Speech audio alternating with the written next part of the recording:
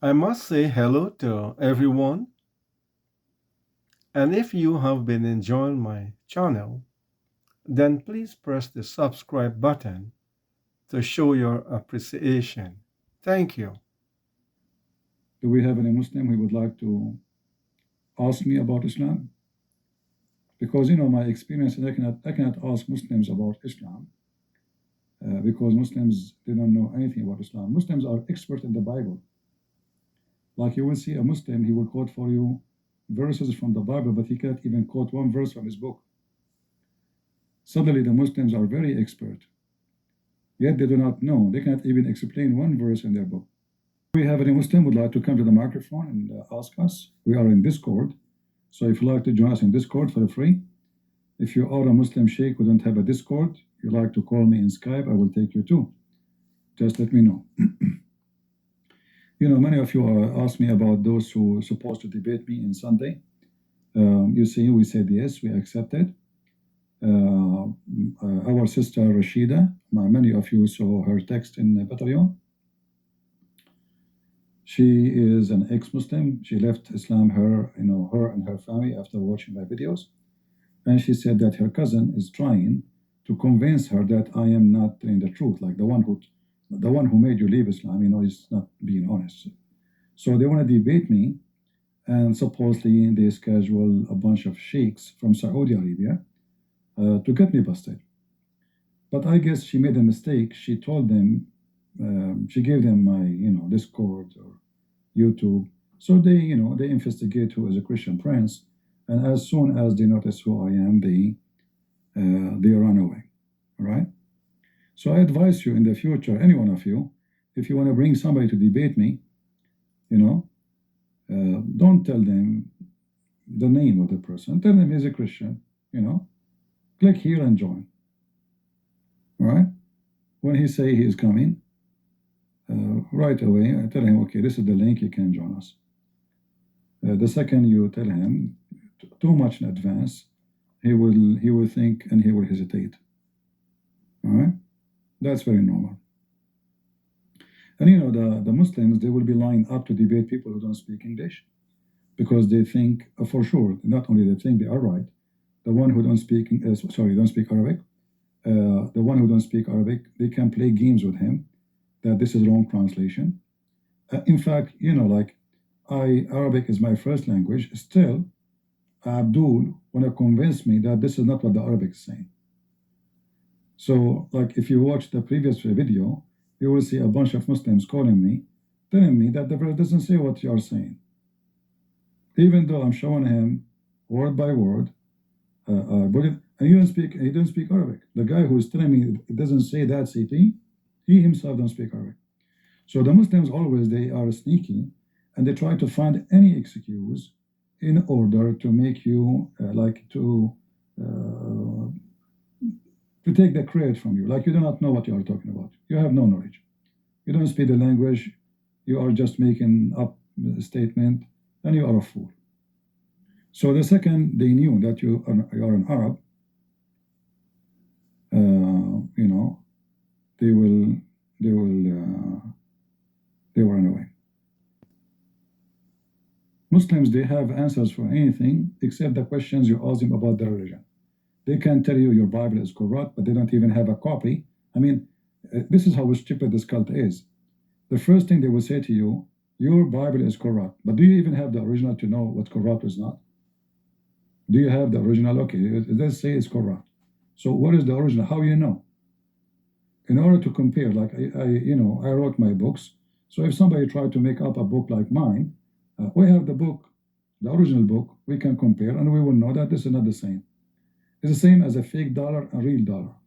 In order to know which one is real and which one is fake, we have to have the real one, and then we compare them. Especially you are not the one who witnessed for them. Like you were not in the presence when those books, announced. So I'm not. If I'm not a witness, which means I did not hear it, I did not read it, I did not write it. How I know about it? And then the Muslim, they have a guy. His name is Muhammad, which is cannot be a true name. He told them that Jesus was not crucified. In fact, there's not a single verse in the Quran saying the Bible is corrupt. Not a single verse. You see, when the Muslim they say to you, the Quran confirmed that the Bible is corrupt, it's the opposite. The Quran states that some they corrupt, and then when you read, you will see that it's about some they cover by their finger a text in the book, not taking it from the book, you know. So the Muslims, when they speak about corruption, not only they are being not honest in what their Quran is saying, they are fabricating their own reasoning. I mean, it is really horrible that they don't go by their own book. So if we go here,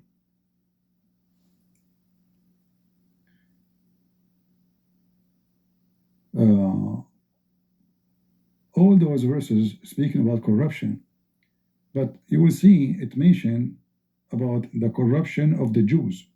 But what the Jews did in chapter 4, verse number 46, you go and read the story. A guy, he put his finger over a word in the Torah. That's it. It is in the Torah. In the same occasion, Muhammad, he took an oath, swearing by the Torah. So how that be a corruption? This is not a corruption. Corruption, and same time, look at the verse, how silly it is. It says, from those who they are Jews. One guy, you say, from the Jews, is just one guy, according to the story. If Muslims believe in Muhammad's stories, then this is what the story says. And then Muhammad, he took an oath on the same occasion, on the same book, which the Muhammad saying they are doing corruption. How? By putting their finger on a verse. And this was a verse about stoning to death. And here you imagine how stupid this statement is, because if the guy, he put his finger over a verse in the Bible, in the Torah, about the stoning to death, and that is a corruption, but we cannot find the stoning to death in the Quran.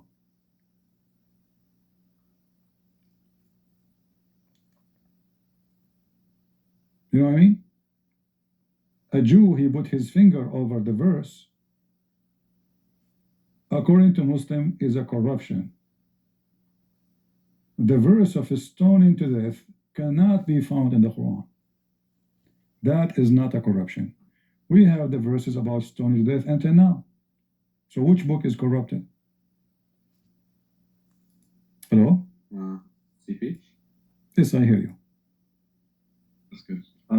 Hi, I hope you're doing well. I don't know if you remember me, but I've been asking you some things a couple of times, and I've got a couple of things to ask you, so I don't want to take up too much of your time.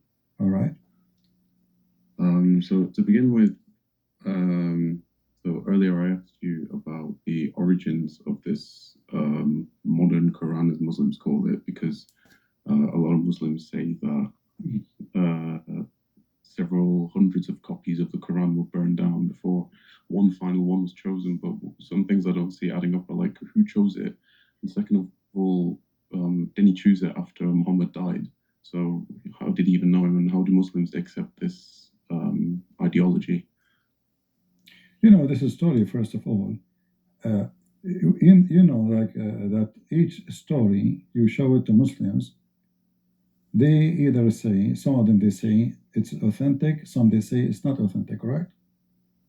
Yeah. Any story. So any story the Muslim they have, they claim that they have a knowledge of ability to know if it's authentic or not, which is impossible, because as long as you don't have original book for the original statement, and this those stories, all of them, collected at least between 200 to 250 years, if not 300 years, after Muhammad. So how anyone can know what happened? Like the stories about burning the Quran. How we know even the Quran was exist? Well, there's no proof. Yeah. You know, there's no manuscript. Yeah. Go like when the Muslims, somebody, a Christian guy from Egypt, he donated a piece of leather to England, I forgot which university. The Muslim, they went make a big noise about a piece of leather and date it to be for Muhammad, which is horrible news for them, because if the Quran, if the date of Muhammad's existence is true, and then the date of the paper is, or the leather goes to be for Muhammad, that means the Quran is even, or whatever written in the Quran is something came before Muhammad, not even Muhammad. So just one page, and even that page does not match fully what the Muslims they have today. So what is the proof that there is a Quran and was burned? And what the proof that this is the Quran in front of us is a true Quran? And Muhammad himself, if you remember, I'm sure you heard this story, that Muhammad, he says he received 7 Quran. Correct? 7 different Qurans. No, this is the first time I've heard this, but I'm not surprised. All right. So what's the story behind these 7 different Qurans? Well, because he's a liar, you know when you are a liar, you can't repeat the same story twice correctly. So Muhammad, he repeat Quran, and then when he repeat Quran, they don't match. It's not the same. Supposedly he's reading the same verses, or chapter. Yeah. But they are not the same. So he's not able to. Sorry. I guess what you're saying is he's not able to recite his own holy book properly. Exactly. Yeah. So he recited yesterday the verse. Tomorrow or a week after he recited again, but there's more new words. It's not the same, and the order is not the same. So 2 Muslims, they were one of them was reciting the Quran, and the other Muslim was listening. The other Muslim got angry from him. He grabbed him from his neck. He brought him to Muhammad. He said, "This guy is lying. He's giving us a Quran different from what you gave us." So Muhammad told the guy, the first one, okay, read the Quran for us. He did read. He said to the second one, okay, read the Quran, which you heard from me. He did read. He said, then both of you are right. I said, what? He said, I did not tell you that Allah, He sent me the Quran in 7, He sent me 7 Quran, 7 ways. No? So you notice here that the 2 Muslims do not know. You see, otherwise, the other Muslim will not be upset about this guy fabricating Quran, which means no Muslim before heard Muhammad saying that Allah gave him 7 Quran. So why Muhammad hide it if it's true that he received 7 Quran until, the 2 of his men start fighting? And if you read the story here, this is all is authentic, as you see. This is not, it's not something they can say it's weak, So Allah gave him one Quran. Muhammad, he says to Jibreel, go to Allah, seek forgiveness from Allah. My people cannot do it, they cannot handle it. What does that mean? One Quran is not enough for them. They are not going to able to practice Islam by one Quran. So Jibreel, he go back to Allah and he tell him what Muhammad asking for. He's asking for more Quran. So Allah, he sent the second Quran. Jibreel, he come back. He gave him the second Quran. Muhammad, he said to him, I seek pardon and forgiveness from Allah. My people, they cannot handle it. They cannot do it. So the angel come back. He go to Allah. He asked Allah what Muhammad said. Allah gave him the third Quran. Okay. He go back to Muhammad. Muhammad, he said the same. I seek forgiveness from Allah. My people cannot handle it. What? And then he sent in the fourth Quran. So the story, this drama kept going until it becomes 7 Quran. Yeah. And now if you ask the Muslims, okay, how many Quran you have? Where is the 7th Quran? How one a tribe who speak one language, they need 7 Quran in order to handle the Quran. Then what about people from Pakistan, Bangladesh, Zakir Naik, If the Arab who speak Arabic, fluent Arabic, those are not people who learn the language. Like me, I'm speaking English now, but no matter how much I try, I'm not going to be the same as someone is born, live all his life in his country, study his school, his university, right? So I will still Yeah. make mistakes in the grammar, and maybe understanding the culture too. So if the Arab who speak the Arabic fluently, Mm. they need 7 Quran. And why God want to give 7 Quran? You see, this is the other point here. Prove Muhammad to be a fraud. Because imagine my first book is called The Deception of Allah. So imagine I need to rewrite my book seven Reading times. it, by the way. Sorry, I was just gonna say I'm reading it right now. It's a really, really good book, and I'm kind of surprised I didn't start reading it sooner. But it is an amazing book. Yeah, but this is Yeah. not the point now. You see, Yeah, imagine I need to write my book 7 times, rewrite it, so you can understand my book. You know? Yeah. That means I'm a horrible writer. Yeah. You know? I mean, imagine you need to buy the book 7 times, each time different version of it, because I could not understand. So now, after having 7 books, still they don't understand. As Muhammad said, still Muslims don't understand the Quran. So 7, and here they say to you 7 way of recitation false. This is several. So this is different words, different sentence. Even they oppose each other. Each other. So a clear proof that Muhammad is a fraud. Imagine, yet nobody can understand what they are saying. And remember, here we are talking about God, not a person. This is God making a book. And the funny here that Muhammad is correcting Allah. Muhammad, he says, he keeps saying to Allah, I ask my Lord for protection and forgiveness, my ummah, between my people, cannot bear that. Okay, what does that mean? And why Allah do not know? Is he ignorant? So Muhammad is correcting Allah, asking for more books. Allah, he agreed that the followers of Muhammad are a bunch of idiots. This is what it means, in order to, explain to you the same thing 7 times, especially the Quran is just so stupid. The flying carpet. Okay, why I need to write it 7 times? Sulaiman, he controlled the flying carpet. The flying carpet fly, and then the ants speak to Sulaiman, and Sulaiman speak to the ant. Do I need to write it 7 times? Is that are we talking about mathematics and something? The Big Bang Theory. It's just a stupid book. Have nothing. It's just fairy tales. It is a stupid book. You talked about maths as well. You know that verse in the Quran where it mentions 8 pairs.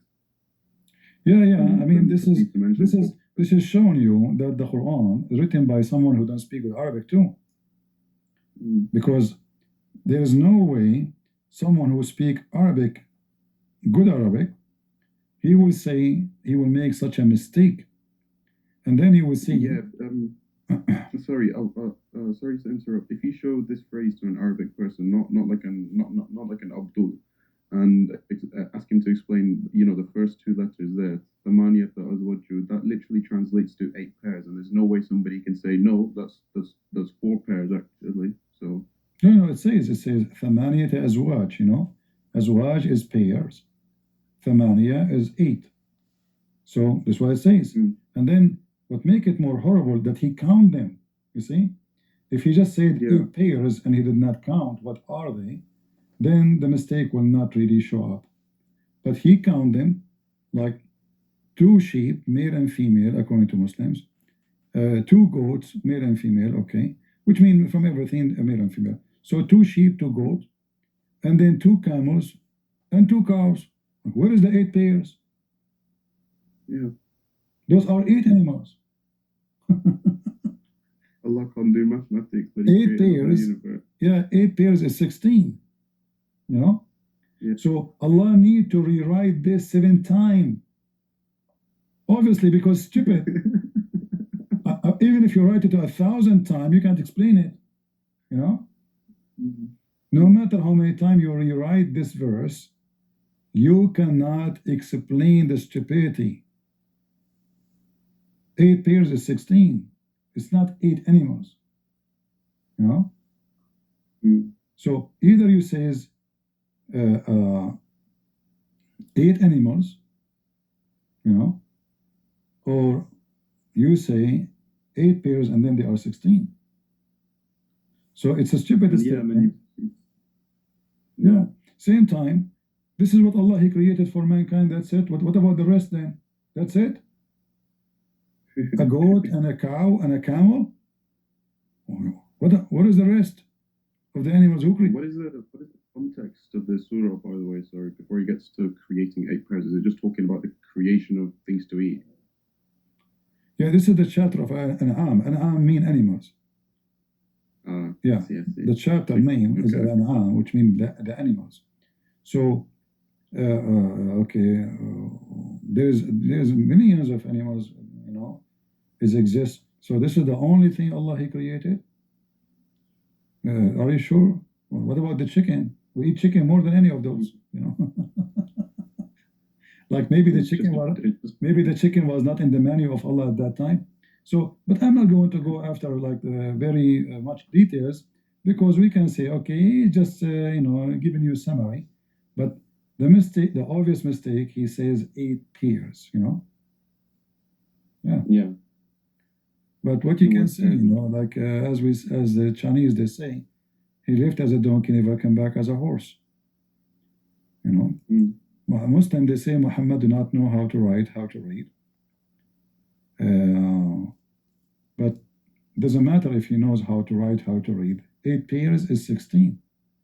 Especially Muhammad, according to Muslims, he used to work in trade for his old wife. You know, the woman he married, she's old because she's rich. Yeah. So he was working for her in trade. So imagine somebody says to Muhammad, I want to buy 8 pairs of goats, and then Muhammad he gave him 8 goats. You know? I mean, you cannot do trade. You cannot do such a business if you do not know a simple math about what 8 pairs is. And then they say to you, this is an amazing book, you know, for sure. You know, I mean, who have a book like this? Nobody. Yeah. Like as an example, other stupid mistake. The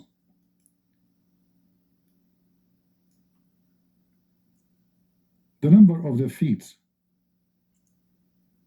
How some creatures, you know,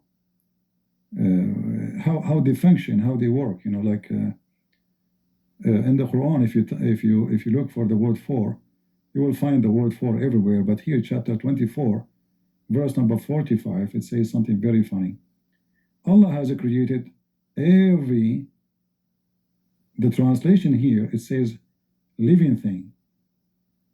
But in Arabic, it doesn't say living thing, it says dabba.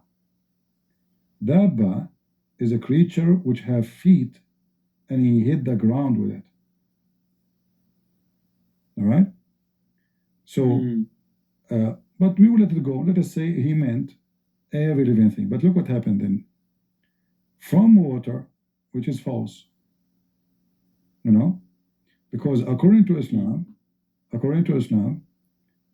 earth is a living thing. The sky is a living thing. The rocks, they used to say Assalamu alaikum to Muhammad. Correct?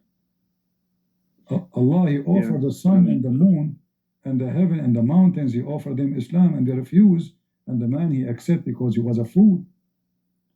So when I offer the moon or the star or the sun or a mountain Islam, and the mountain answer me, well, that means the mountain is a living thing, right? When the stone, they say to Muhammad, Assalamu alaikum, O Prophet of Allah, that means the stones are living things. Isn't it the Muslim belief that the black stone is going to have a tongue and eyes and is going to witness for Muslims in the Day of Judgment? That means... So, and I think rocks are also going to speak for Muslims and say there's Jews fighting. Yeah, it's going to speak. That's why it's have a tongue. That's why it's have a tongue. So it's going to speak. They will have a tongue to speak and witness to Muslims. And additional to that, you know, isn't it the Quran is going to come as a man in the Day of Judgment? The Quran is a living thing. Is it made of water? According to Muhammad, The Quran is a living thing. It's a living being actually. Not only, not only just it's a living thing, it's a living being. As a man will come as a man in the day of judgment. So the Quran again make a big poo-poo because this is not everything created by Allah. According to Islam, according to the Quran, is made of water. As an example, even Shaitan, he was made of fire, and this fire have no smoke, which means there's no water involved in it. Because there's a pure flame, and there's a flame with the smoke. Yeah. The smoke can come from water. As an example, if I burn wood, the wood have water, but I'm burning the wood. However, the fire itself is not the water. The flame can contain, but the fire itself is not the water. The water can be burned in the fire, especially if the fire is so strong. But here, look what happened here. He says that those animals or creatures, some of them, they walk in their bellies. In the translation, it says creep. You see my screen?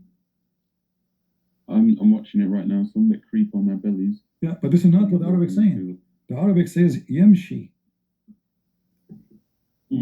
Yamshi mean walk, not creep.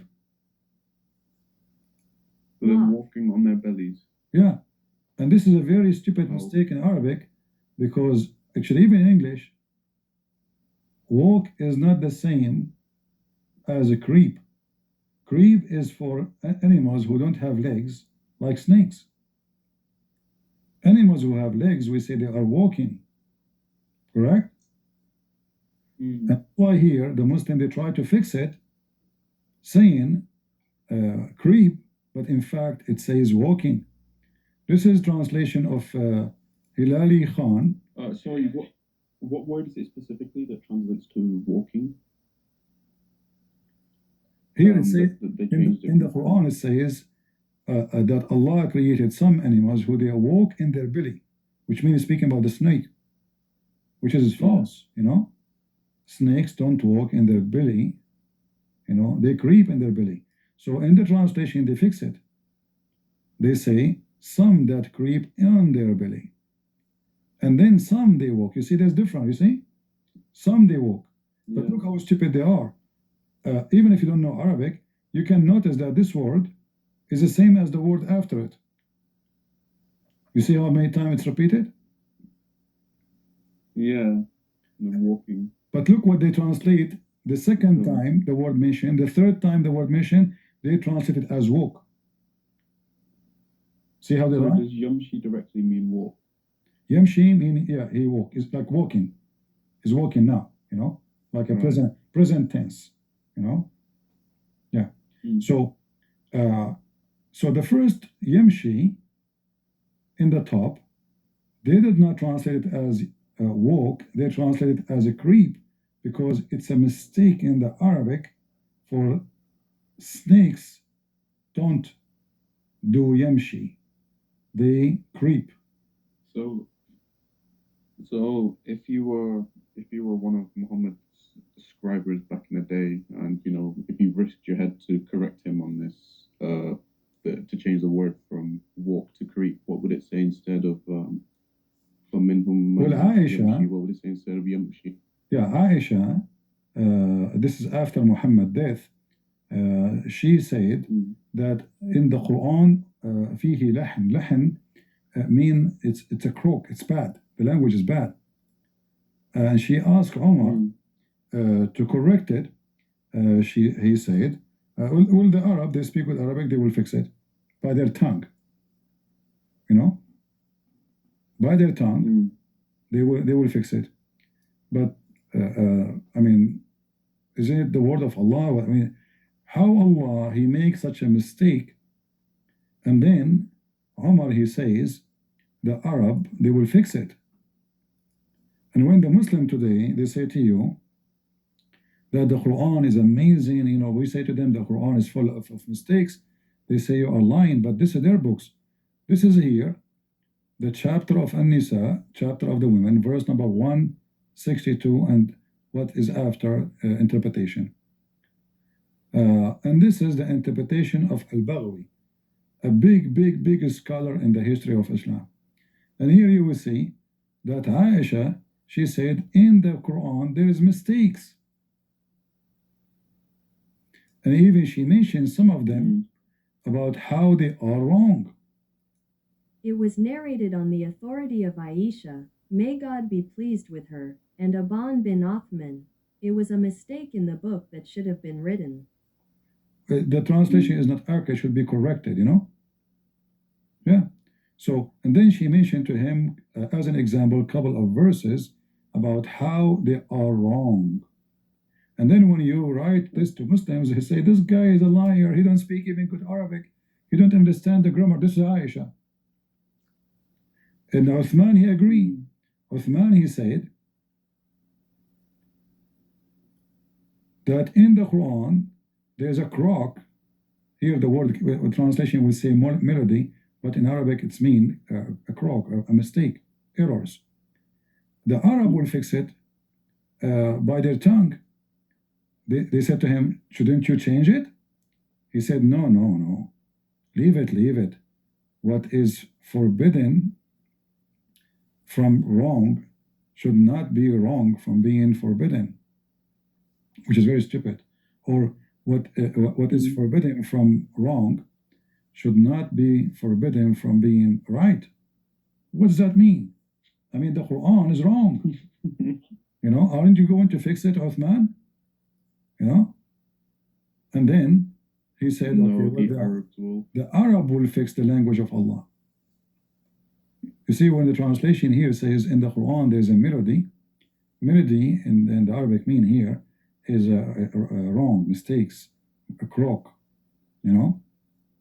It's like, you know, when somebody is Chinese or even Arab, like, you know, we go, I go, like, you want to buy shampoo, I say shampoo, you know? Shampoo. Because in Arabic we don't have P. We have B. Like you notice that Arab, when they say Pakistan, they say Pakistan. They don't say Pakistan. Yeah. You know? They don't have a P. We don't have P. Yeah, the letter P, the light, you know, we have B as Ba, you know? So, yeah, or let's say, we want to say, like sometimes we pronounce word wrong, like as an example, we want to say thank you, we say thank you, you know? Which is different meaning, totally, you know? So, here they are saying to him, well, the Quran is wrong. Shouldn't you fix it? He said, leave it. The Arab will fix it with their tongue.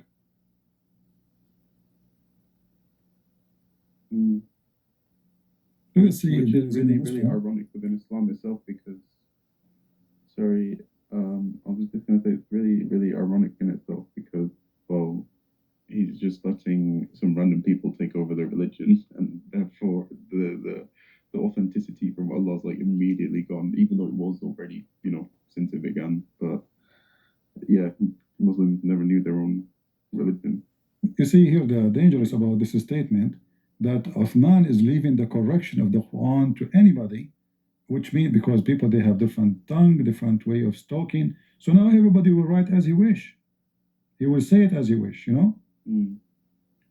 Yeah. And as long as you know it's wrong, yeah, they're important for us. If those Arab and they are the most close to Muhammad, Aisha the wife, Uthman the first caliphate, and he is the one who put the Quran together, supposedly, and they admit that the Quran full of errors, and we're not talking about they are admitting scientific errors. We are talking about language error, you know, language. So even language, Allah could not put the Quran together if Allah is exist. No. All right, how can I help you? I wanna advise from you to debate with a Muslim. All right.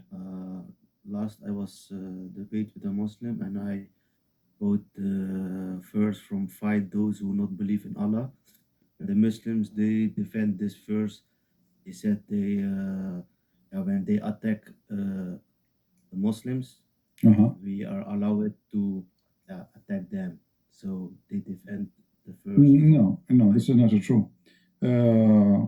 You see, in chapter 9, verse 29, it says why they are fighting them.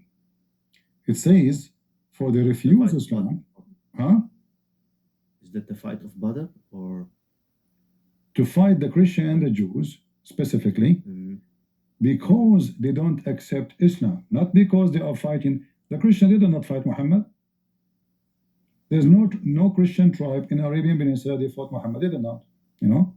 But didn't the Rome Empire not? Even the Roman, they did not fight Muhammad. Muhammad, he sent a letter threatening them, convert or die, or pages, yeah, you know. Aslam Taslam, yeah.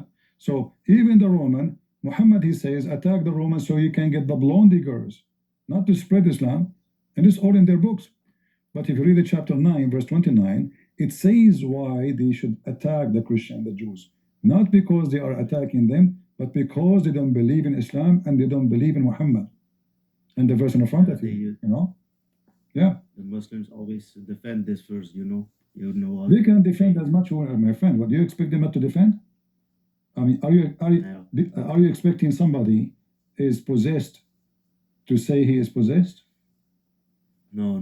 Yeah, so you know this is normal to defend, but the same verse explain why, and you can tell them, okay, let's open Ibn Kathir.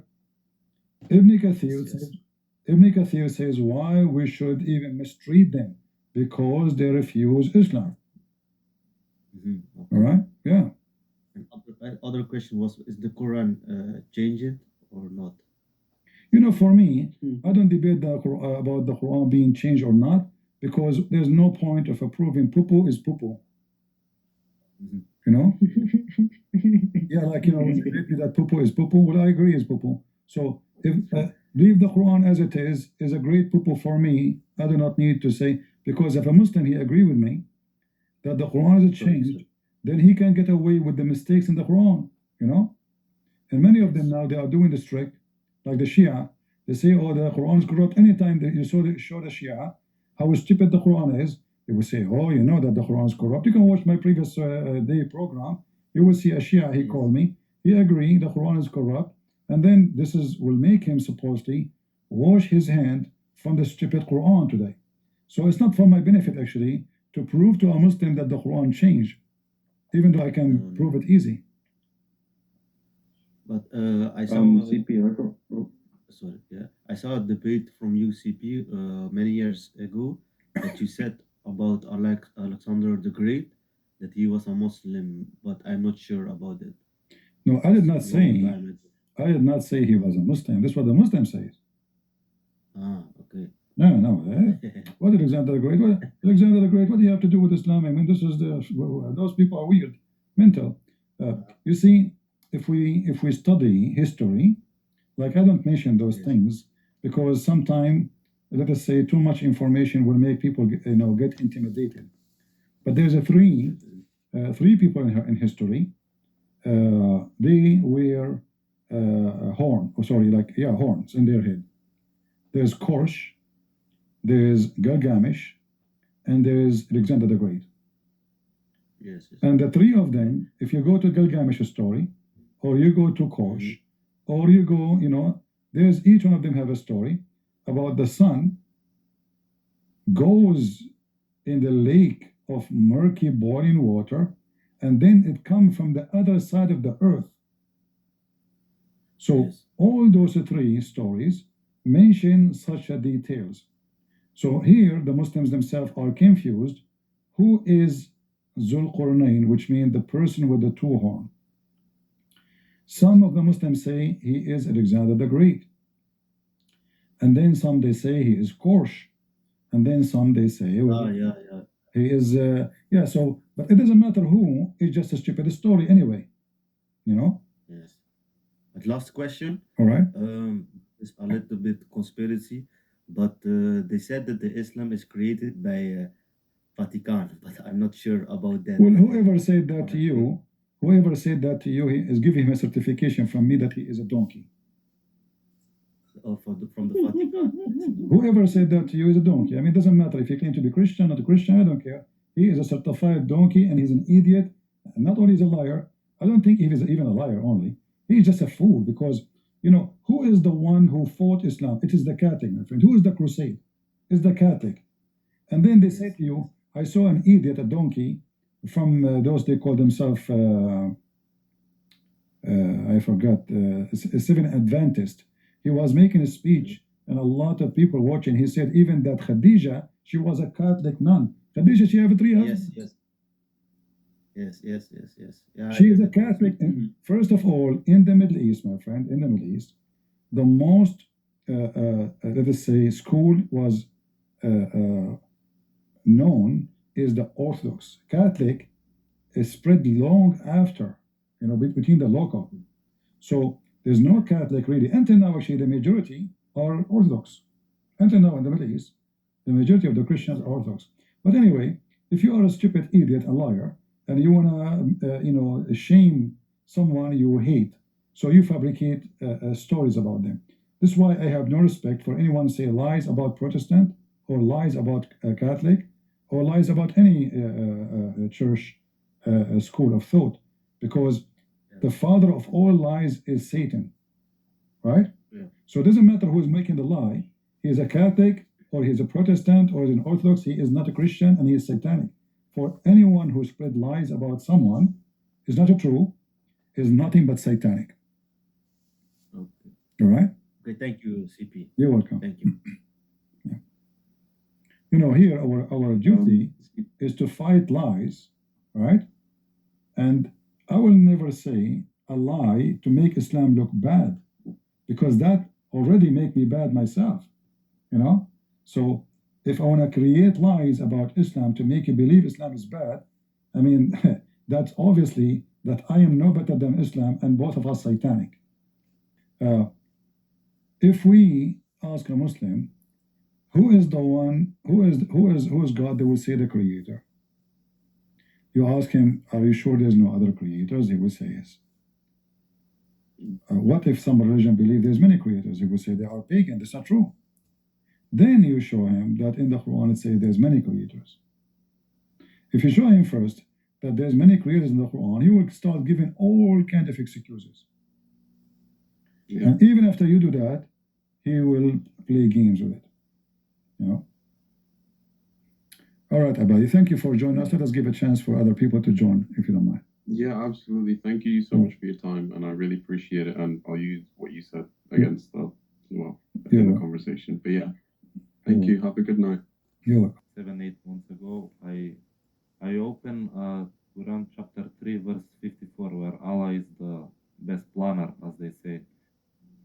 And when some by watching you, I think makar, the word makar means deceiver and planner.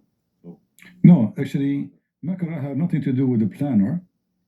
Makara, you see, in Arabic we say al-thalab al-makkar. Al-thalab al-makkar, which mean al-mukhadi'. So al-mukhadi' is the one who would cheat. Thalab is the fox. So the fox, he is really smart. You know, me myself, I witnessed that firsthand. Once we were hunting, we shot at the fox. He lay down in the ground. One of us went there to grab him, you know, because we want to take the fur. He stayed in the ground until the guy gets so close to him. So now we cannot shoot at the fox if he run again, because our friend is between us and him. So he wait until like he want to grab him and he start running again. So he acted. So I witnessed that truly when they say this, when they use the word, in fact, even in English, they use the word fox for someone who is smart, you know? Yeah, so mukhadi' or makkar is someone he fool you. He make you think something to deceive you. This is what makkar means. it's like the fox you say, yes? Yeah. Because I also noticed 7 months it said, and the disbelievers made a plan, but Allah also planned, and Allah is the best of planners. And now they added, and all the disbelievers made a plan against Jesus, but Allah also planned. No, you see here, this is a false again, because if the word makr mean a plan, why I will not feel secure from the plan of Allah? Chapter 7, verse number 99, it says, those who feel secure, according to Muslim translation, against the plan of Allah. Okay, why I will not be secure? Is Allah plan is bad? So the translation is a hypocrisy. The one who trusts the deception of Allah, you know, is a fool, because simply he will deceive you. Not the plan, because if Allah is God, why I will, like, imagine I will say, the one who trusts the plan of Jesus, he's a fool, he's a loser. That would be ugly, actually, right? That would be, I'm insulting Jesus. I'm saying to you then, don't trust Jesus because his plan is a bad plan. So why they will not feel secure for the plan of Allah? Simply because there's no word plan there. It says he will deceive those who feel secure from the deception of Allah, not from the plan of Allah. All right? Can I ask you, what is this verse? I want to write it down. Can you tell me? This one is 799. 7, Yeah. 799, yes. Yeah. And even the hadith says, لا آمن مكر الله. I don't trust the deception of Allah. So why he will not feel secure from the makr of Allah? He should be. Is Allah going to do something bad for us? You know, obviously he will. He's a deceiver. So the hadith says it clearly. And this is actually from the Quran too. Not only in the hadith. If I trust the deception of Allah, I'm just being stupid, because Allah is not the one you can trust. He's a deceiver. لا آمن مكر الله. I don't trust the deception of Allah. And the one who trusts the deception of Allah is a stupid. You know? And then the Muslim will try to justify it. But it doesn't work, because Allah should be the last one I will not feel secure for his plan. All right? Yeah. If Allah is a good person, then why I will not feel secure? Then the Muslim, they will say, he's not talking about the good ones, he's talking about the bad ones. No. Nowhere in the verse it says bad or good. It says those who feel secure against Allah are the losers. All right? And then we will find, like other verse in the Quran says, that they deceive Allah, but in fact he deceived them. So again, is an exchange of deception between both the first party and the other party. If you see here the word يخدعون, there is no translation. Did not even translate this hadith. Strange. All right. Yeah, I did not translate it. Let's go to the Quran. Here we will find, and you will see how the Muslim, they falsely translate the same word twice, but differently. So they can prove they... Chapter 2, verse 9, it says, they think they can deceive Allah. Okay. What the word here? يخادعون. Okay. So now we know that the word يخادعون mean what? Deceive, right? Okay. We go to different verse, the same word exactly. The verse after, chapter 4, verse 142. It says the hypocrites seek to deceive Allah. He who deceived them. Actually here they give you a translation, weird. See the word yukhada'. Both of them, they are lying to each other. They lie to Allah, Allah lied to them.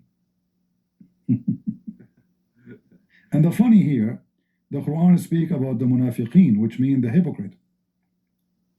But the Quran itself, in chapter 3, verse number 28, teach you that you can lie to the Christians and the Jews and non-Muslims, speaking to them in a friendly way, while your heart dislike this.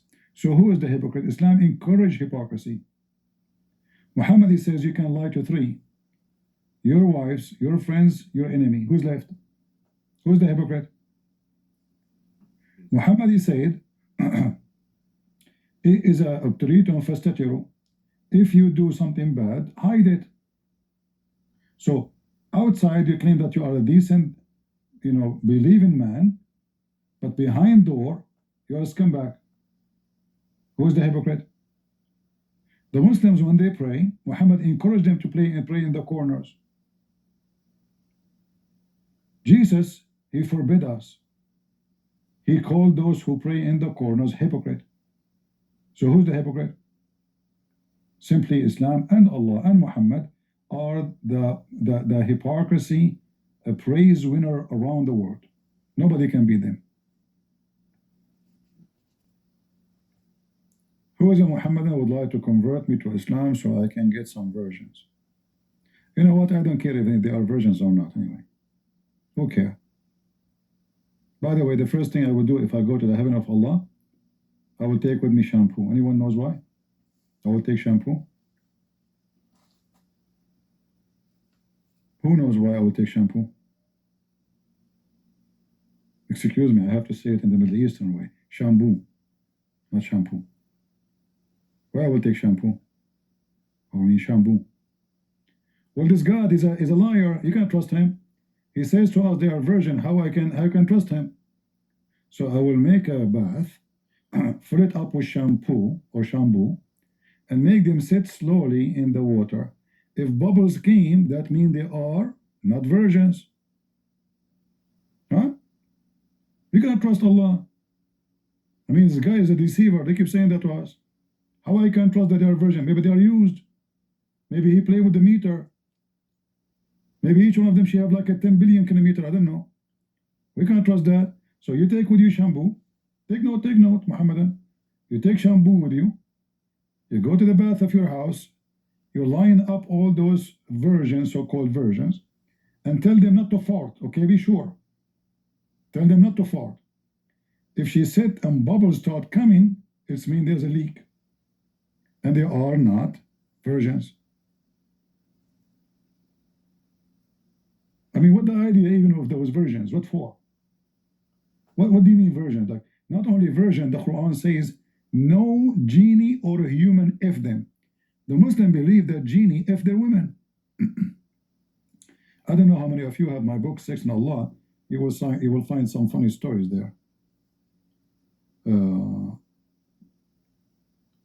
So the Quran says that those women, no man or genie did break the skin of their vagina, make them bleed. And this is mentioned twice in the Quran. Chapter 5, verse number 56, chapter 55, 56, 55, 74. No man and no genie. A Muslim genie have a penis? So he's small in the ball, but he have a penis, he can penetrate your wife? If you read my book, you will see there's a guy, according to him, he opened the door and he saw his wife, a pubic area on fire. On what? On fire. Why his wife a pubic on fire? And she was moving like horny, because genie is doing boom boom to her. Remember, genie is made of fire. So here we go, she have bushes, and the bushes is so dry, and the genie is having sex with her, and now the bushes got on fire. Other Abdul, he told the sheikh, my wife, she doing things, brother. She touched herself. I open the door, I hear her like, she is sleeping, she is doing things, brother.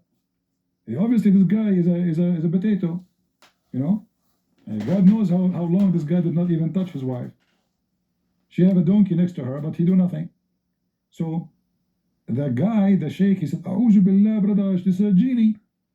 It's a genie, brother. Muhammad, he said to them, that even if you don't say the name of Allah, Shaitan will round himself around your penis and he will be doing your wife.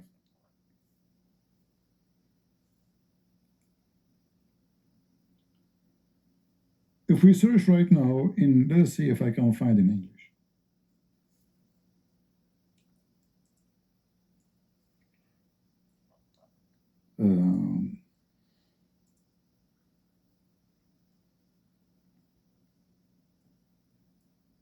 Religion of Allah, my friend, religion. You have to pray before sex, you have to pray after sex. You know, I mean, How are you? I'm fine. Are you a Muslim? That's my question to you right now. I'm from the Middle East and born and raised a Muslim, and I've been having debates. I want to clarify something with you right now. If you can give me an answer, please. Okay. I mean, look at the what's going on. There is nothing devastating, problems, chaos, killing, slaughtering, all in Muslim countries. And I've been here in the United States for a long, long time. I lived in Canada. My wife is a Christian, and I have 2 daughters. And I've been going to church for the past year and a half, but I'm still debating. I have a foot in and a foot out. So I need your guidance or an open way just to see why this is happening only to All right. Go ahead. the Muslim countries, you know, and just why only Well, you know, you see, I'm not going to judge Islam because bad things happen in Muslim countries. I judge Islam by Islam itself. Because I can mention for you, some countries have nothing to do with Islam and they have civil war. However, we have to use a good reasoning that Islam is the main motive of those civil war, not like others. Like others, they are fighting over government, not using the name of God to make the war happen. Islam is a religion of war and killing and hatred, and all of it's about politics.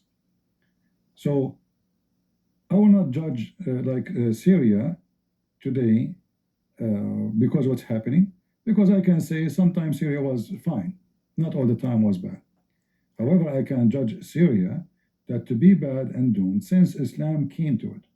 So wherever Islam goes, any country in the world, even if you send them to heaven, Islam will destroy. That's why for me, I believe Islam is a religion of the termite. So if you are a Muslim, in my opinion, you are a termite. Well, like I said, I'm not, you know, I haven't been in, I don't even practice it. No, I'm not saying that. I'm just saying I'm just being honest with you. I don't sugarcoat things. You know, I say it as it is. So Islam is a termite. You cannot find one country, Islam enter it. Like you see, if I send a Muslim, his name is Muhammad, but he is not a practicing Muslim, to a place, the place will be fine. But the second he stops practicing Islam, the place is damaged. So the problem is not a person or a million person, their name is Muhammad. The problem, they are practicing Islam or not. And there are some people that practice Islam the wrong way too. You know, there's a lot of hypocrisy going on there too. What is the wrong way? What is the wrong way? I mean, they claim they're Muslim, they claim they do this, and they just, you know, do the opposite thing. But you know, they don't practice it. Okay, but my friend, is rape against Islam? Yeah, it is. No, Muhammad he raped. How come it's against Islam? Is theft against Islam? A lot of thefts going on right now, and nobody cares. Yeah, you're right. But Muhammad is a thief. You see, I don't care about now. I'm judging Islam founder. So if a Muslim says, the Muslim will say to you, Islam is against theft. What are you talking about? Even the Islamic law command to cut the hand of the thief. But if the thief is stealing the money of non-Muslims, is a good thief. So I don't agree with that. I totally agree with you. I don't agree with that at all. you don't agree? I don't agree with the Islamic laws that somebody to steal from non-Muslims. It doesn't matter if you're Muslim, non-Muslim, you shouldn't steal at all. No, in Islam it teaches you can steal from non-Muslims. But Muhammad Well, said, that's why. Muhammad said, That's why attack the I'm going Roman, to church attack the with my Roman. wife Hold for on, the past 2 years now. attack the Roman, and get the blondie women. Is that a theft? We attack our neighboring country, just to get their women and their money. Is that a theft or not? It is. Okay. So is Muhammad a big time thief? I don't know why the people follow that, the way the prophet said it, and I'm not following it. I'm being very honest with you right now. Like I said, I'm going to Christianity. My wife explained to me every day. I go to church, and I want to know about Jesus more because a lot of good things happen with me lately. That when we talk about Jesus, when we go to church, when we go to pray. I mean, there's a lot of things that I never expected in my life to happen until I got close. A lot of people pray for me through Jesus. Do you know Arabic? Yes, I do. Okay, can you read for me? Let me show the screen. Sorry, my screen is off.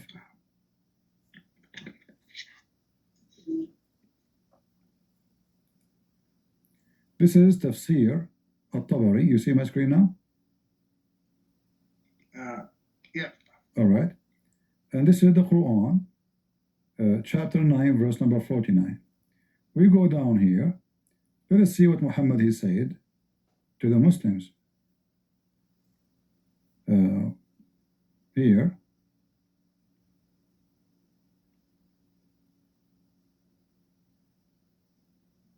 Can you read and translate to people, please?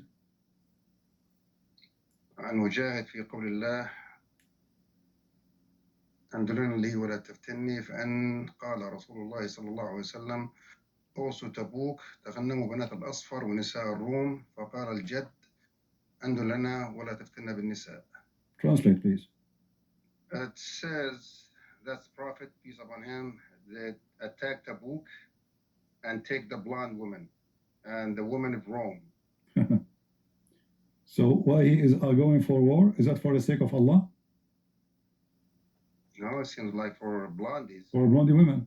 So, and then a man, he said to him, why you are tempting us with women to go to war? Muhammad, he accused him that he is hypocrite. He's accusing that man who said to him, why you are this? Obviously, this guy is even says Jed is old. Why, yeah, an old man. Why you are tempting those people with women to go to war? Muhammad, he made a verse saying Allah made a verse about him. Imagine Allah himself. Why? Because how dare you to say why you are tempting men to go and kill? So all the war, we will kill people, we'll make many orphan, we will destroy, we will burn, just to get the blondie girls and for sure the money. So was Islam really for the sake of Allah or for the sake of a blonde woman? In my opinion, right now, what you told me, what I'm seeing is for blonde women. Like I said, it's a violent, religion. That's why I married a Christian woman, and we've been together for 22 years. And like I said, for the past year and a half, going on 2 years now, going to church, and I know about Christianity more. Every time I go to church, we learn more, and she keeps studying stuff for me on all this Bible studies. And she opened my eyes on a lot of things. But after knowing all of this, and you speak Arabic, so you are the last one to be deceived. Do you agree with this garbage? Are you willing to go to your neighbor? You live in America. I'm sure many of your neighbors are blonde. Are you going to take a bunch of your friend Abdul and attack the Roman and get the blondie women? Never. Okay, but every Muslim will say to you, Islam is against mischievement. Islam is against thief. Islam is against wrong. But the wrong, when the Muslims they speak about wrong, it's wrong to do that to Muslims. It's not wrong to do it to Christians, to Jews, to Hindus, to Buddhists. So I have my good friends are Christians, most of them Christians, and I have very good friends Jewish. Even this one, you cannot do it because according to Islam, chapter 5, verse 51, you cannot take a Christians and Jews as a friends. No, I disagree. I have a lot of Christian friends. I know I you made do. a lot of Christian Okay, but friends I'm in saying, church. but this is Islam. So in fact, that was- based on what you told me, already you are out of Islam. Pretty much. Yeah, because the Quran says so. It's not up to you. The Quran says that the one who take a Christians and Jews as a friends, he is one of them. He's an apostate, you know.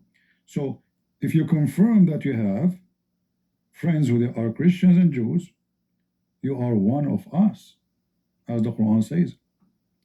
Then surely Wow. he is one of them. So congratulations, my friend, you left Islam already. Thank you.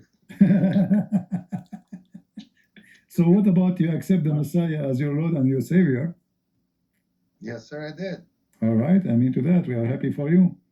And I hope you will Thank teach you very much. and I hope you will teach your kids that only thieves Oh, will, they go to church.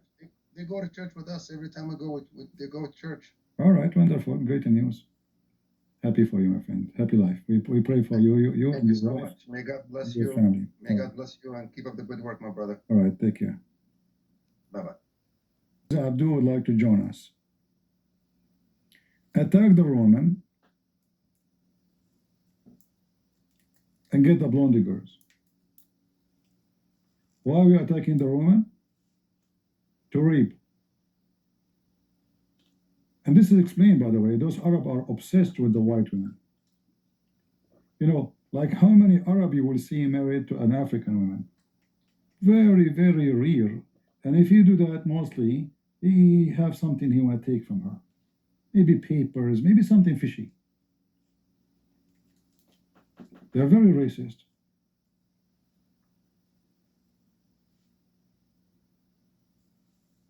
Say white women. There's a video of this guy, Mimi Hijab and the Dawa. They are, and with this guy himself, what's his name? The ex-Muslim.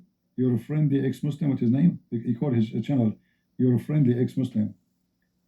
They were attacking, talking about his white wife, you know, saying that the reason he left Islam because his wife, she is pretty and white and etc. They are obsessed with white women.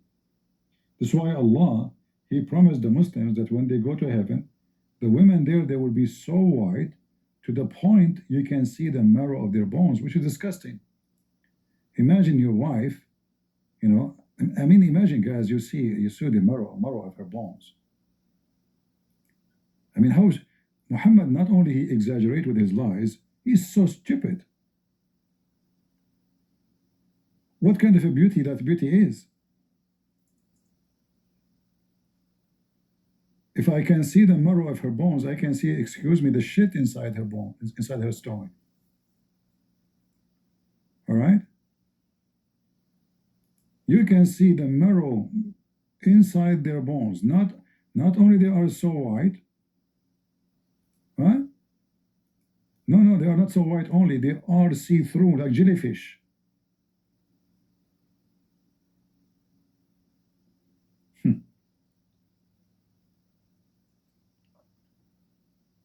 But you know, I have to say, because I think we as a Christians, we are jealous. Let us be honest here. I will give you an example why we are jealous.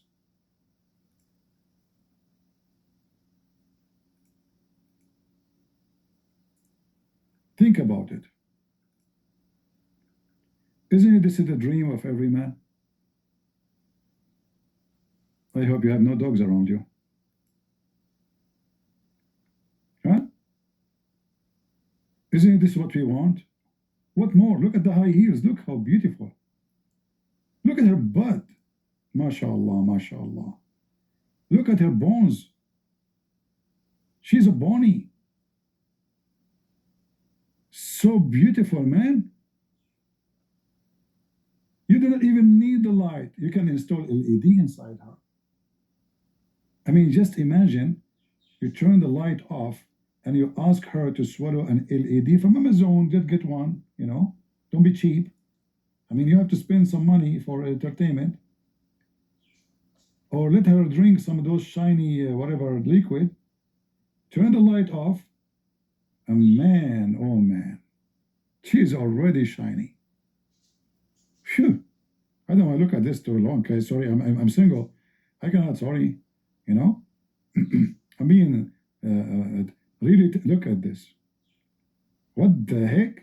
That alone is unbelievable. Look at the shit there. That is a shit in heaven. Do you see the shadow of the butt? MashaAllah, MashaAllah. Look at her eyes, brother.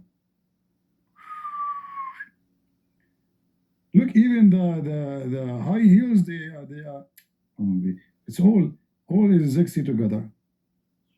Look at this, oof, that is better deal. Oh wow, they have high heels in heaven. I mean, yeah, look at this. I think she was farting. She looked like she was squeezing something, you know. I mean, this is the heaven of Allah. Prophet Muhammad, brother, he promised us women, they are see-through. And then they, women in heaven are so beautiful women. So beautiful, so beautiful. I mean, what a beautiful, you can't even see her face.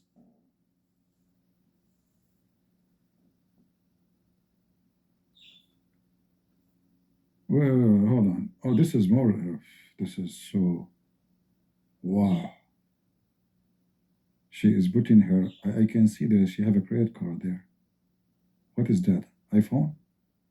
Uh-oh. She smuggled an iPhone with her to Allah, heaven? What the heck? What about the security? Huh? Yeah, look. Now she is ready for business. You go to heaven, brother?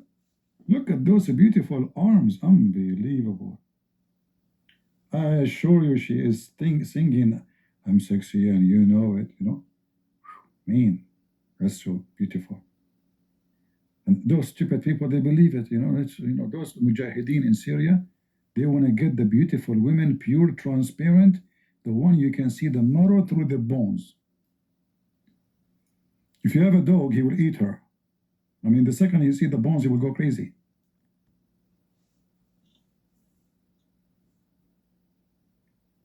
Hello? Hello? Hello, hello? Am I on the on the mic? You are speaking on the mic, yes.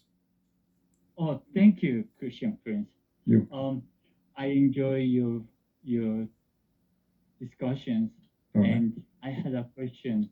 Sure, go I'm ahead. not a Muslim, but since nobody wants to come to the mic or whatever, I thought I have a question that's regarding predestination that you were discussing before. And my question is, okay, there is no predestination in Christianity, but there is predestined in Islam. I understand Islam, definitely. Okay. But in Christianity, how about those verses that says that when Jesus, before the rooster makes the sound, you will betray me 3 times. Isn't that like, okay, Jesus already knew ahead of time what's going to happen 3 times. So even though Jesus knew, that's not, it was his choice to deny 3 times. Exactly. So knowing ahead is not predestination. Exactly. Because, if this is additional proof that the Messiah is not just, as Muslims they claim he's a prophet, he knew what people will do. In fact, even the Quran says that the Messiah can tell you what you ate and what you hide in your houses. So the knowledge is something different from destiny. The knowledge is about, you cannot hide things from me. I know everything. I know even what you will do tomorrow. But it is your choice. That's why it says that Peter he betrayed. If Peter was forced to do that, he did not betray, if it was destiny. You know what I mean? Yes. Like if I say to you, you will betray me, that means you will do it, not me. If I force you to do it, that means you did not do it. You know? Mm-hmm. Yeah. Yes. So if I say you will steal, I know you will steal. It's you who steal. I did not say I will make you steal. If I say I will make you betray me, that is a destiny. I will force you. But this is not what happened. Yeah. So Jesus is just telling him what he will deny him 3 times. It's just to inform. And Peter was like surprised. Well, I'm not going to do that, you know. Like, no way. And me, no, no way. So, but this is exactly what happened. But this is not a predestiny. That about the knowledge of God, which is no knowledge can precede it. I see. Yeah. So thank you for answering that.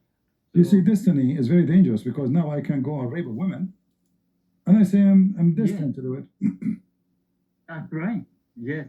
Yeah, I can kill, I can steal, I can. In fact, there's a video of a Muslim sheikh, very well known. They asked him about he was speaking about destiny, and he said that one guy, he was a thief, and they brought him to the caliphate, and then the thief, he said to the caliphate, why you punish me for a sin is a predestined to me to do. Well, if Allah's And written all of this, then why- the sheikh, he agreed. He said, well, you know, this is a good argument if you think about it. You know, why I will be punished if this is a destiny. Let me play the video so people can see what I'm talking about. And right away we'll see how dangerous the idea of Islam, because if I do any kind of a crimes and I say it's a predestiny, and then I claim I'm just getting certificate that I did nothing wrong. It was destiny. So now everybody can commit a crime. Right. And the So sheikh, it's dangerous. look at this. So listen to this. Now that's quite a good. Look at this. This is the sheikh. He's talking about the destiny. Having stolen Yes. when it was predestined, my dear. When he uses the same line, he says, "Oh Umar, oh Amirul Mu'mineen," to Umar ibn Khattab radiallahu anhu, and he uses the same line. He says, "Oh Umar, oh Amirul Mu'mineen, how can you punish me for having stolen when it was predestined? My deeds were already written by Allah subhanahu wa ta'ala." Now that's quite a good argument if you were to look at it. Umar ibn Khattab radiallahu anhu was one ahead of this man. He says, well, let's punish this man because it was predestined that we were going to punish him as well. See how stupid it is? Wow. He said, wow. He just said, wow. Yeah. So he said, the guy is saying, why I will be punished for a theft I did when I predestined. He's saying that this is a good point, argument, if you want to think about it, which means he's right. In the same time, he said that the caliphate, he outsmarted him, and he said, well, you know what? It's a predestined to me to punish you. Let us punish him. So it's an evil logic. The thief is being punished, yet he is forced to do it based on the belief. The caliphate is doing the punishment because he was predestined to do it too. Yes.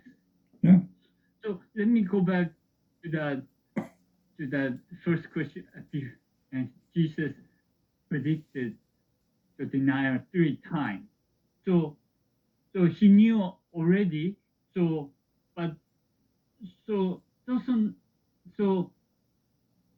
was it Peter? Yeah, it was Peter. Yeah, Peter Peter. denied 3 times. But could Peter? So he knew. So Peter could have not denied 3 times. That means, I mean, he knew already. For sure. But you see, Christ, he knew the future. Tomorrow, he will be scared. You know, he will be scared. You know, when you are scared, you are not you. When you are scared, you are terrified. You know, they will take you and kill you. So you deny. Do you know this guy? No, I do not know him. You know, he's scared. So he never thought he would do that. He never thought that he is the brave who will How in the world he will deny the Messiah? He never thought about it, but when he is scared, he did it. You know, this is again confirming how powerful the knowledge of the Lord, and always his word is true. But again, this is not a destiny. Right. Destiny, Okay. destiny for action is the most evil insult against God, because I'm saying that I am good and God is bad. So I fornicate, God forced me. I rape, God forced me. I steal, God forced me. So who is the killer? Who is the rapist? Who is the thief? Allah, if he is my God. All right. So I take all my crimes, and now I am not guilty because I am nobody. I'm just a programmed creature, according to Muslims, who will do things according to the software installed. So Muhammad says, before even you are created, Allah will send an angel and he will write your bad and good deed, and if you will be a believer, not a believer, if you will be in heaven or not. And even if you try to be a believer, what Allah wrote for you will overcome. Right? Yeah. Yes. So for some denominations, they kind of believe in like predestiny, and for them, I guess it's kind of just as not good as in Islam. Yeah, but you know, some like what they say, they don't believe in destiny the way as Islam is. They believe like some people they are destined for a mission. I agree with them that some people they can be destined, but still they can reject. It's not it's not a destiny as Liz. It's just a command and it's done. No, it's a destiny. So God, He can choose you, but still you can say no to God. You know. Yeah. So God, He spoke to Moses. Moses says no. Then Moses says yes. The same person. You know. So no, yes. Which one? So he can be used by God. He can refuse to be used by God. He can be a believer. He can be obedience, and he can be a person who disobey. Same as the disciple of Jesus. He chosen 12. They are chosen. One of them betrayed Jesus. Why? Because there's a free will. He can. He can leave. He can. We have in the Bible verses where Jesus was making a speech, and a lot of people who were listening, they left. And Jesus said to his disciple, do you want to leave and follow them too? They said, no, Lord, we will follow you. All right? So he told them, you're free. You want to go? You want to follow them? They left. Look, this is not like what I say. They left. You want to leave too? They said, no, Lord, we will follow you. So here we go. Those are the 12. If they are just a bunch of slaves and they have no freedom to say yes or no, Jesus do not need to ask them, you want to stay or you want to leave. You know? And you will notice that the Messiah always was speaking to his disciple in a very unique way. Not only, like, you know, imagine I am a follower of the Messiah and I saw him doing all those miracles. And now I believe that he is God.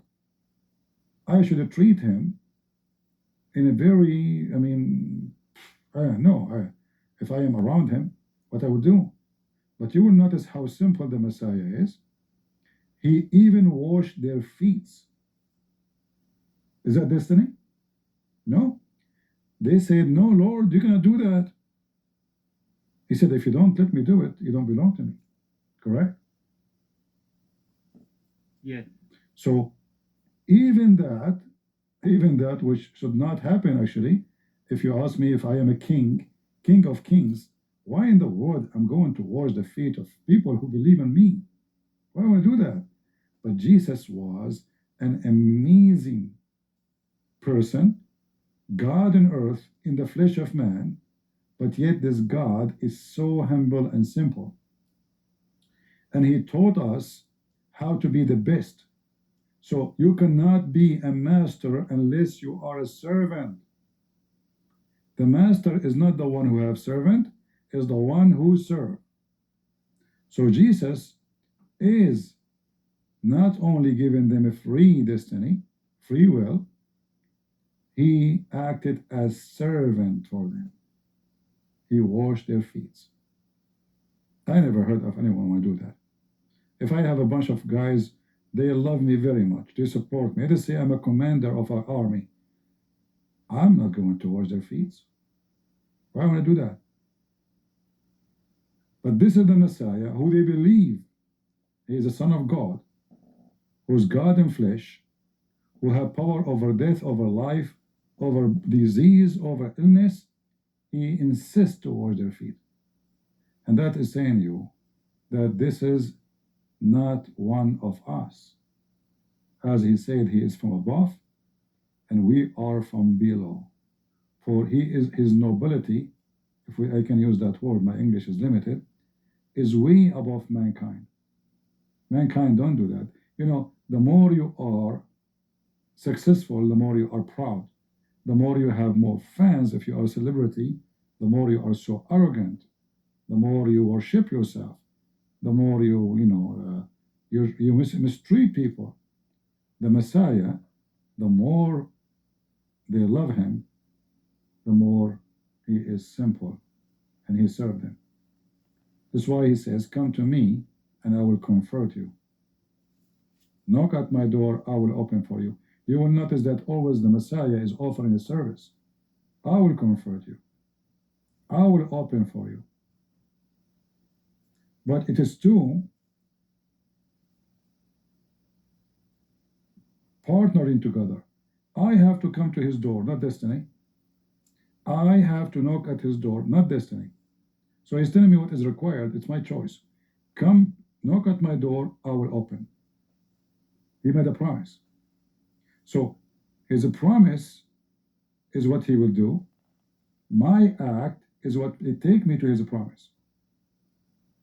So salvation in Christianity is not just by saying things, but by doing things. I have to walk toward him. I have to knock at his door, and I have not only to say, Lord, Lord, as he said, not everyone says to me, Lord, Lord, will enter the kingdom of my Father, but the one who does his will. So you say, Lord, Lord, from now until next century, you have no key for my door. This is not what make you have the key. You have to knock at my door. How you knock at my door? Knocking at the door of Jesus is your qualification, is following him, is obeying him. Then you belong to him. The same as the disciple when they agree under the pressure of Jesus to let him wash their feet. So you do action, he keep his promise. You do action to do bad, you go to hell. That was his promise. You do action to be good, following him. And remember, the word good here is not about being good God. It's about being good as much as you can, keeping yourself away from sin as much as you can. And when you do sin, you do your best to fight it and not to go back to it. This is why the Lord, he says, from their fruits you shall know them. So imagine yourself, you're a truck driver, and then you arrive to the gate. There's a corner. One gate go right, one gate go left. And there's a guard. He check what you have in the truck. What do you have in the truck? Dead bodies? Criminal you are? Women are crying, you rape them? Children, you took their food and their home? Or people who they are thankful for what you did, people you help, people you give them a hand, people you feed them. What do you have in the back of your truck? So from their fruits you shall know them, not from their names. All right? Yes. Thank you very much, You're Christian Prince. I watch your videos a lot from your channels and other channels as well, and it's really insightful. For in terms of from Christians' point of view, they even Christians that do not know what's going on. but you kind of explain it just like right now, very clearly. My friend, Christ is very simple, and he was not looking for men who they have philosophy degrees and they have a PhD. He took fishermen and he said, I will make you fisher.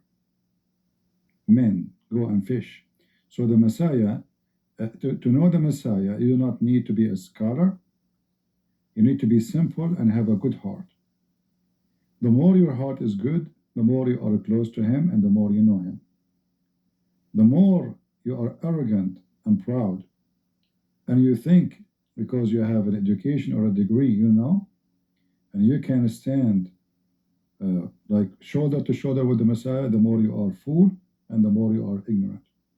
So, believing in the Messiah, the best way to get close to him is being simple like he is. That's why the Bible can speak to you. If you open now any chapter in the New Testament, it doesn't matter if you are a person who have a PhD or a person just knows how to write, how to read. Both of you will enjoy it. In fact, you might enjoy it more than the one who have a PhD because you are more simple. And God is against confusion. Simple. Touch your heart. Heal your pain. For his God, his word is unique. And they are not words to tell, but they are words to live. Thank you very much, brother. Take care. Yeah, thank you very much. Thank you. All right. We'll talk again. Thank you. All right. Bye. Today we have 0 Muslims and no Abdul because they fear their destiny here. This is your destiny, Abdul. You want to understand destiny? That is a Christian prince. Time will come and Christian prince will die, and your kids will see the destiny that none of you, when Christian prince was alive, dare even to put his nose here.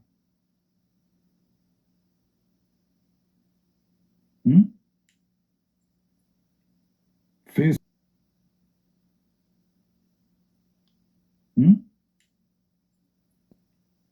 face your destiny.